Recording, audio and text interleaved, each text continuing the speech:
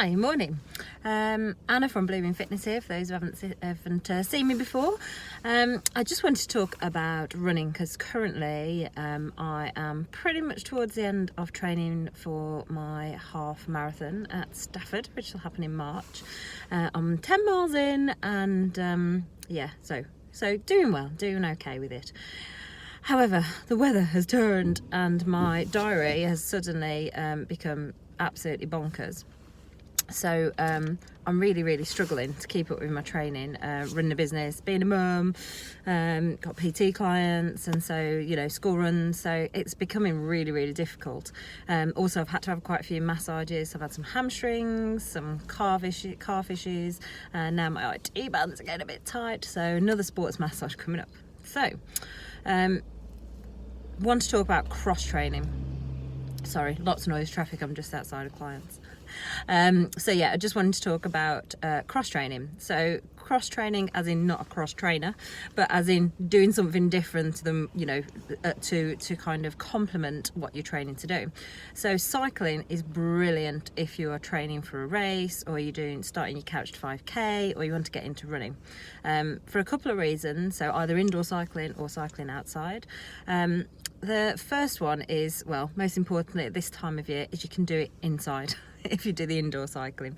So it doesn't matter what the weather's like, doesn't matter if it's dark early mornings, if there's an early spin class on, something like that you can get to. Brilliant. You don't need to worry about the dangers and get reflective vests to run out if you live in the sticks like me, where there's no street lights, etc. So spinning or indoor cycling is really good for that reason.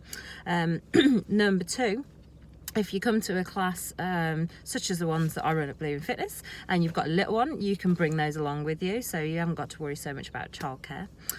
Number three, so looking at the actual aspects of cycling, when you're running is a high impact sport.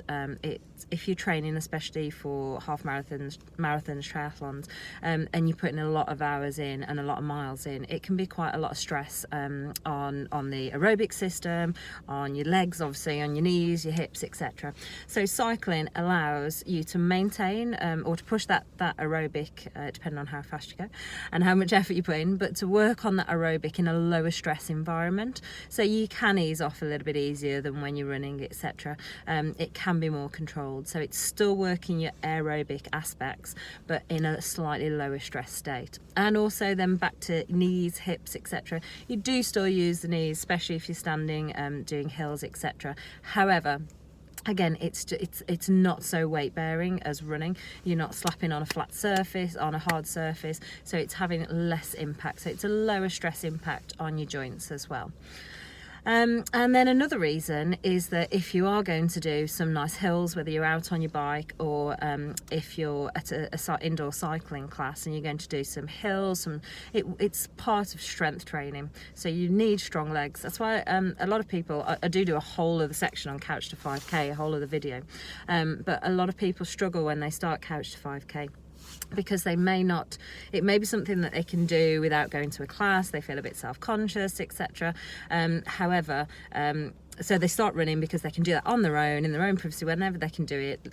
Run, walk, etc. Brilliant apps out there that are free to download to do couch to 5k, but they start getting knee niggles and they start getting really achy legs, etc. And that's because you haven't done any strength training. Well, if you haven't done any strength training, that's the reason. So cycling again allows you to strengthen those legs, to work all parts of your leg muscles. It works your core if you remember to engage it. For those who have been to my classes, that's something I always shout out during the middle of an indoor cycling class. So it's really good for strength training. So cycling for cross training, it's fantastic because it allows you to be inside in January, almost February, when it's freezing and we're going to get the massive freeze coming in. If you have little ones, sometimes you can take them to classes. Always check out what's available in your local area. It's really good for lower stress aerobic exercise, and it's really good for strength training. So no reason why not to, right? Have a good Tuesday.